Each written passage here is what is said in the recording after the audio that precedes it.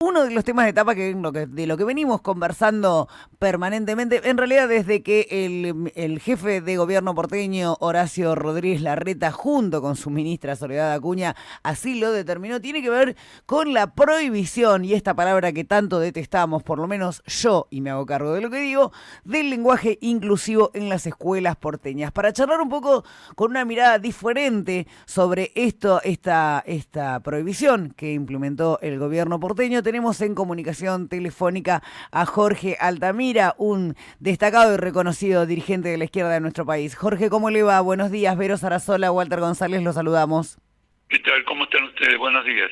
Bueno, buenos días. Queremos saber un poco su postura con respecto a esto de la utilización o no del lenguaje inclusivo, no solo en las escuelas, sino en distintos estamentos del Estado. Usted sabe que en la provincia de Buenos Aires, en distintas reparticiones, hace utilización del lenguaje inclusivo.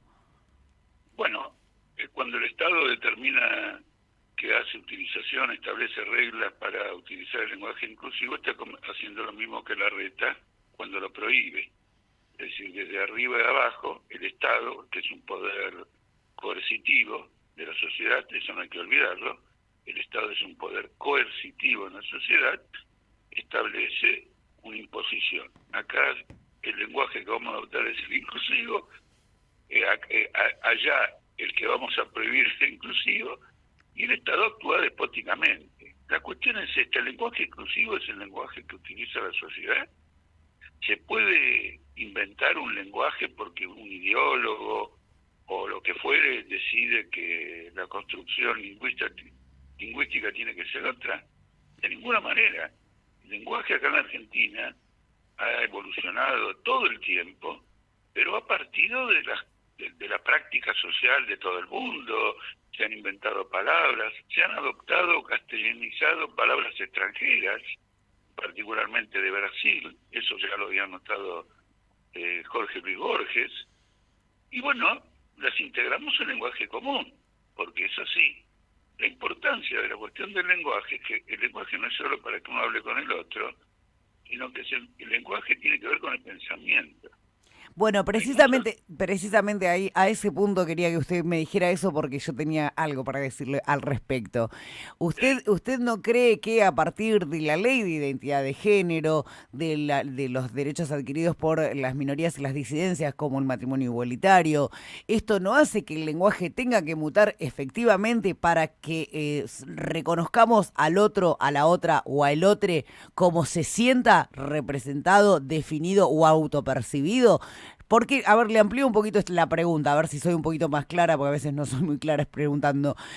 A ver, si la otra persona no se siente ni la ni lo, no se siente ni él ni se siente ella, porque pertenece a una autopercepción de otra categoría, de otro género. De hecho, nosotros tenemos el documento no binario por ley.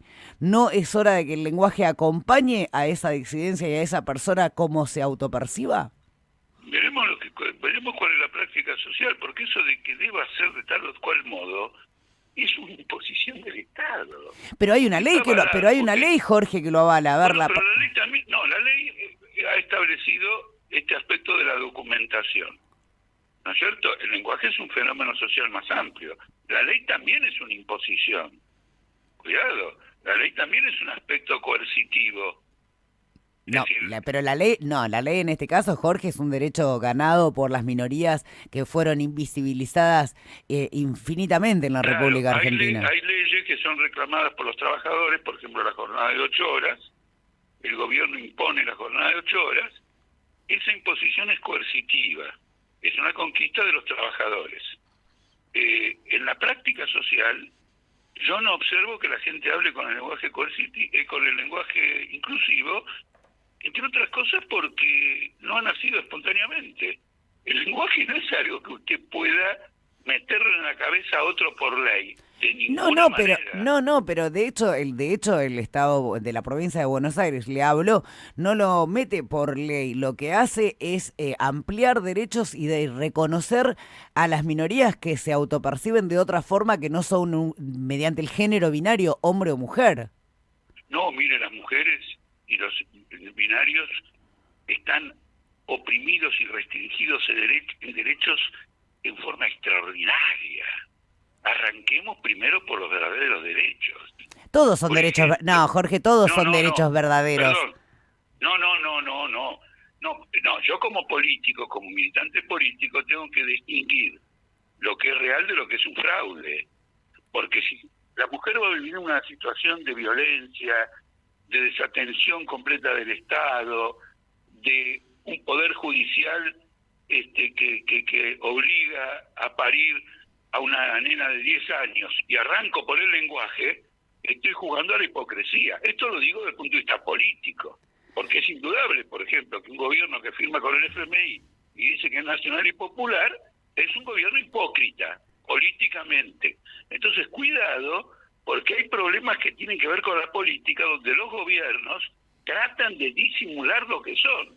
La mujer, a pesar de derechos importantes que ha adquirido, particularmente el derecho al aborto, vive una situación de mayor violencia y opresión ahora que en mucho tiempo, progresivamente vive en una situación de mayor violencia. Sí, pero... La trata de personas es mayor. Sí, pero Jorge... Y el Estado mira para otro lado. Sí, pero Jorge, a ver si hacemos punto, focalizamos en el tema del lenguaje inclusivo. El lenguaje inclusivo no tiene que ver con derechos de mujeres o de hombres, tiene que ver con derechos de personas que no se sienten precisamente ni mujeres ni hombres, tiene que ver con todo el universo de... Bueno, entonces, trans travesti, manera, tiene que ver con todo el universo trans travesti, tiene que ver con el universo de las personas que son no binarias, que no se sienten ni ella ni él, tiene que ver con eso, con esas minorías que hoy tienen ese derecho a ser reconocidos en su documento como no binaria, que tienen el derecho a ser reconocidos como persona trans. No, eso es una arbitrariedad. Yo quiero decir lo siguiente, si yo digo todos los médicos que están acá, y hay médicos y médicas, nosotros en Argentina y en el resto creo que de habla española sabemos que todos los médicos incluyen a las médicas y los médicos. No es un desconocimiento de que son las médicas. No es porque, es decir, el lenguaje ya ha evolucionado bastante para formular estos universales que incorporan a todo el mundo. Ahora sí, no, a todo el mundo, no, pero a todo el mundo no incorporan, Jorge, porque las personas no incorporan a todo el mundo, porque las personas que no se sienten ni él ni ella, que no son ni médicos ni médicas, porque son no binarias, serían médiques, porque no son ni mujeres ni hombres, son no binarias, y eso ya tiene reconocimiento legal.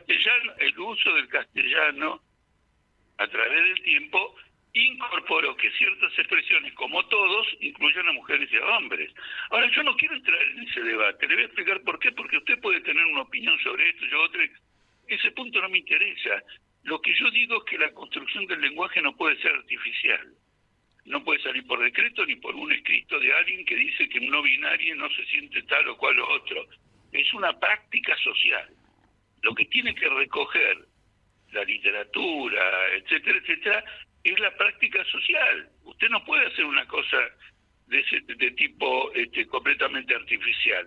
Por otro lado, la lucha por la igualdad de la mujer es acabar con la explotación social, porque también en el campo ideológico, todos los progresistas que defienden el cambio del lenguaje no luchan por la abolición de la explotación social, no luchan contra el empobrecimiento brutal de la gente. No, por yo ejemplo, diciendo, pero porque usted me sigue, pero Jorge, usted me sigue hablando de mujeres y hombres, y yo le estoy hablando de una minoría que no se siente ni mujer ni hombre. Ah, pero entonces usted está limitando mucho el problema. No estoy limitando, estoy reconociendo, no estoy limitando, estoy reconociendo a una minoría que existe. Déjeme decirle por qué le digo que está limitando. Porque el lenguaje inclusivo pretendía introducir en el lenguaje la distinción entre masculino y femenino, no solamente, cuando decimos todes, o la expresión de todes se refiere a hombres y mujeres, y quizás a otro sector más, pero incluía a las mujeres. Por lo tanto, quiere decir que usted ya me excluye a las mujeres y se refiere solo a las que no se reconocen una cosa y la otra. No, digo que el lenguaje, a ver, quienes estudiamos comunicación, el lenguaje es movible.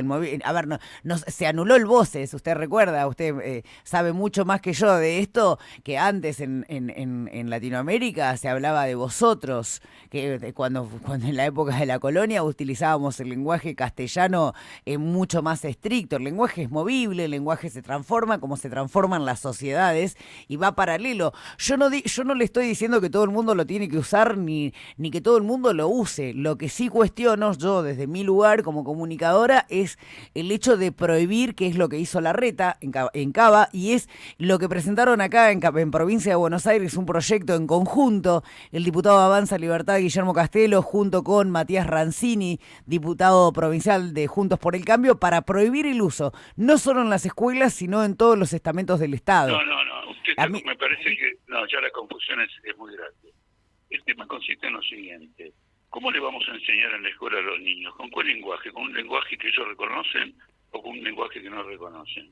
Primer punto. Segundo punto, si lo vamos a enseñar a los chicos en la escuela con el lenguaje que reconocen, porque si es con el que no reconocen, no van a aprender absolutamente nada, la cuestión es si eso tiene que significar prohibiciones o imposiciones. Esto es un problema de orden más general en la educación. Por ejemplo, cuando se enseña historia en los secundarios, ¿cómo se presenta la época de la dictadura? ¿A favor de los montoneros o en contra de los montoneros? ¿A favor de la dictadura o en contra de la dictadura? ¿Quién determina en la currícula escolar cómo se enseñan ese tipo de cosas? Indudablemente la educación oficial es profundamente reaccionaria en aspectos históricos, profundamente. En una época, por ejemplo, Rosas era presentado como un ogro. Luego, con el avance de la crítica histórica, empezó a ganar un lugar mayor, y entonces hay un equilibrio político, un equilibrio ideológico en la presentación de la historia argentina, un equilibrio polémico, es decir, donde los problemas quedan planteados sin imponer a nadie ninguna solución. Ese es otro problema. Yo estoy en contra de la prohibición de cualquier cosa. claro, eso.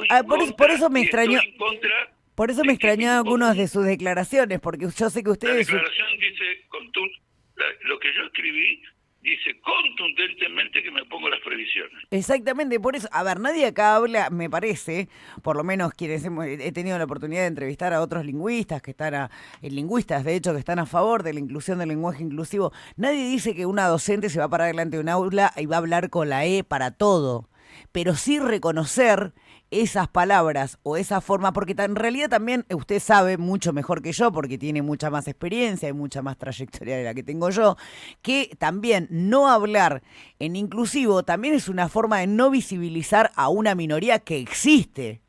No, en la enseñanza lo que importa es la comprensión de los alumnos. Hay que utilizar el idioma que los alumnos entienden. ¿Y usted no cree que es un poco, eso es lo que dijo Soledad Acuña, usted no cree que un poco se subestima a los alumnos? A ver, porque si usted habla, tiene la oportunidad de charlar con niños y niñas, con jóvenes, con respecto, a ver, hablen o no con la E, pero sí la reconocen, a ver, como parte de este lenguaje movible. Sí. Seguramente en la clase de castellano, lengua, como se llame, pueden discutir ese tipo de problemas. Yo les digo más, tomemos la secundaria, dejemos a los niños, porque ya son más grandes, son adolescentes, y un alumno se dirige a mí, maestro, profesor de cualquier materia. El lenguaje inclusivo yo no lo voy a reprimir, de ninguna manera, no lo voy a decir. De acuerdo a Soledad Acuña, eso está prohibido. Claro, No, es más, habló hasta de yo, sanciones de docentes, y ya hay una ahora, docente de una escuela, déjeme decirle, esto hay una docente de una escuela que es una docente trans, que ya presentó un recurso diciendo, no, yo voy a seguir hablando en este idioma porque el binario hombre-mujer a mí no me representa. Bueno, ella lo representa, pero tenemos que tener en cuenta el conjunto de los alumnos y no lo que ella representa, porque ella tiene que educar a otro.